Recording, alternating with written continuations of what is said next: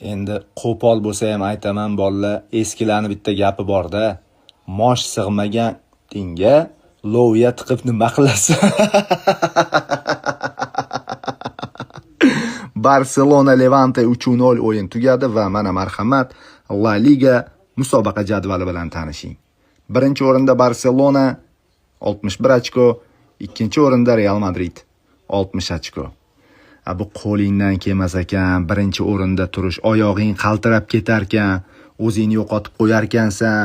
Nima qilasan? Shuncha odam asabini buzib, penaltilar ishlab, hakamlarni sotib olib, shuncha odam asabini buzding. Shunaqa ham komanda bo'ladimi? Tavba qildim. Endi El Clasico xudo xolasa 1-oktyabrda bo'ladi. Javobi Camp Nou'da bo'ladi, ha? Nima deb o'ylaysizlar? Nima bo'ladi? Kommentariyaga yozinglar-chi.